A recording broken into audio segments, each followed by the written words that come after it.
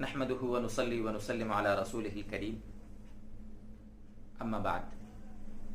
معزز ناظرین، کافی ساتھی ایک مسئلہ بار بار پوچھتے ہیں کہ کیا موبائل میں قرآن کریم رکھنا اور پڑھنا یا دیگر کتابیں دینی پڑھنا جائز ہے یا ناجائز ہے؟ اس سلسلے میں مناسب سمجھا کہ ایک ویڈیو آپ کے سامنے پیش کروں۔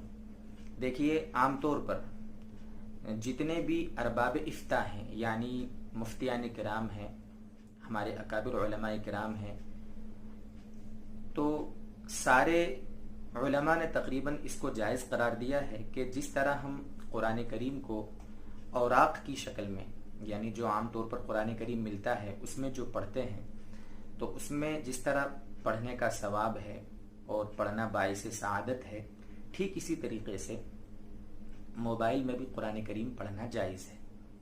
بلکہ بسا اوقات ایسا ہوتا ہے کہ ہم مان لو سفر میں ہیں یا کہیں پر کسی ایسی جگہ پر ہیں جہاں پر ہم قرآن کریم ساتھ میں نہیں لے جا سکتے، تو اس وقت کافی یوزفل ہوتا ہے کہ ہم قرآن کریم کو اپنے موبائل میں انسٹال کر لیں، رکھ لیں، اور جہاں ضرورت پڑے اس وقت ہم اس کو پڑھ لیں اور ثواب حاصل کر لیں۔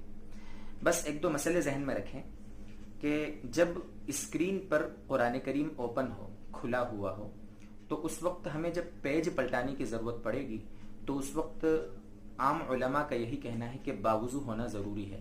جیسے قرآن کریم کے پیج ہم پلٹاتے ہیں تو باوضو ہونا ضروری ہے، اسی طریقے سے جب ہم موبائل میں قرآن کریم اسکرین پر اوپن ہو، کھلا ہوا ہو، تو پرچہ پلٹانے کے لیے، پیج پلٹانے کے لیے ہمیں باوضو ہونا ضروری ہے۔ ایک مسئلہ یہ ذہن میں رکھیں۔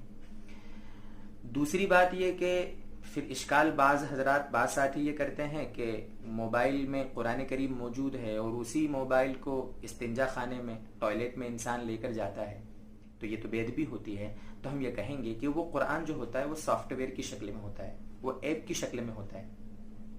جب اسکرین سے ہٹ گیا تو وہ چھپ جاتا ہے، تحلیل ہو جاتا ہے، ختم ہو جاتا ہے، وہ اندر گویا کہ لاشیء ہو جاتا ہے۔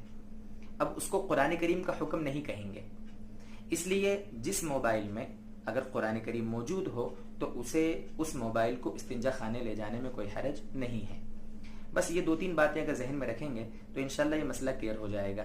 ٹھیک اسی طریقے سے اس کے ضمن میں آپ سمجھ سکتے ہیں دینی کتابیں پڑھنا، دینی کتابوں کا مطالعہ کرنا، یا دینی اور کوئی بات، قرآن کریم کی تلاوت سننا، یا دینی باتیں سننا، تقریر سننا، نعت سننا، جو بھی دینی کام ہے، ہم ان آلات کے ذریعے، جو جدید، جو نئی ٹیکنالوجی میں گویا کہہ لو کہ کافی آج آگے بڑھ رہی ہے، تو ان سے ہم خوب استفادہ کریں۔ جہاں ان چیزوں کو آج لغو چیزوں میں، فحش چیزوں میں اور نہ جانے کیسے کیسے گناہوں میں لوگ استعمال کر رہے ہیں، تو ہم انہی کو اگر جائز کاموں میں استعمال کریں تو کیا حرج ہے؟